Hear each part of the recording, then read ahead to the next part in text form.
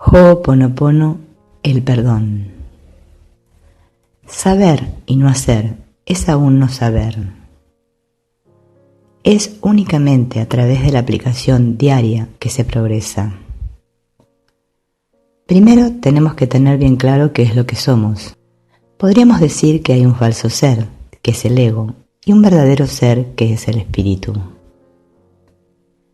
Para recordar que somos espíritu, tenemos que deshacer el falso ser que creemos ser. Podemos escuchar miles de palabras, leer millones de libros, pero solo la experiencia de Dios es lo que nos hará felices y recordaremos quiénes somos. Albert Einstein dijo que la experiencia de la persona es una ilusión de la conciencia. Hace millones de años los hindúes decían que lo que vemos no es cierto, que no es real. Es decir, que esta experiencia como personas que creemos ser es falsa. Por eso nos parece que no somos felices. Es decir, que esta experiencia no es la realidad. La gente cree que la espiritualidad tiene que ver con conseguir lo que quieres, atraer cosas a ti, hacerte rico. Bueno, esto puede hacerte feliz por un tiempo. Después se te acaba la felicidad y ya quieres otra cosa. Puedes ser espiritual y ser rico, o ser espiritual y ser pobre, pero finalmente te acabas enterando que estás aquí por un tiempo y que lo único que te hará feliz permanentemente será algo impermanente. Si tu felicidad depende de lo que ocurre aquí, estás jodido. La verdadera espiritualidad no depende de lo que ocurra en el sueño para ser feliz.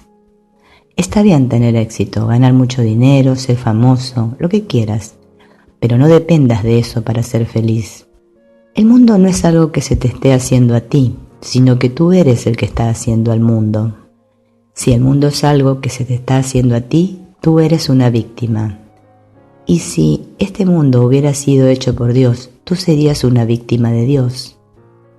No hay ningún poder en ser una víctima. Todo el poder está en darte cuenta de que tú estás haciendo el mundo. Mientras pensemos que somos cuerpos, pensaremos que estamos privados de algo. Nos sentiremos escasos, que no tenemos lo suficiente. Esto nos hace tener miedo. En realidad, la única carencia que necesitamos corregir es la creencia de estar separados de Dios. Si pudiéramos deshacer esta carencia, todo el resto se encargaría de sí mismo. Si deshiciéramos esa sensación de carencia, nos sentiríamos plenos. Entonces el dinero vendría a nosotros, simplemente ocurriría. El secreto de la verdadera oración es olvidarnos de las cosas que creemos necesitar y dejar que vayan a manos de Dios. Le decimos, gracias Dios, no necesito nada, solo necesito tu amor. Si no necesito nada, estoy viniendo de un gran lugar, de un gran poder. Si necesito algo, estoy viniendo desde un lugar de debilidad. No mires el dinero como algo que necesitas.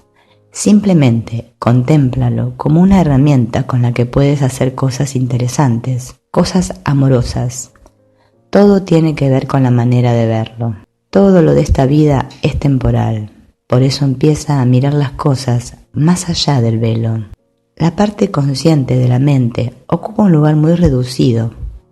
Por ejemplo, observando un iceberg, la parte consciente sería el 5% y el otro, 95%, es inconsciente. Para recibir ayuda, lo inconsciente debe hacerse consciente. En el inconsciente hay cosas ocultas que no conocemos y esa parte inconsciente de la mente es la responsable de todas las cosas oscuras que vemos, de todos los problemas. El inconsciente lo sabe todo, y una de las cosas que realmente sabe es que hay solo uno de nosotros. Esto significa que cualquier cosa que piensas de otra persona, en realidad te vuelve a ti, te va a ti. Toda nuestra vida hemos pensado que lo que pensábamos de otros les iba a otros, cuando en realidad estaba volviendo a nosotros. La mente es como un animal salvaje, tiene que ser domesticada.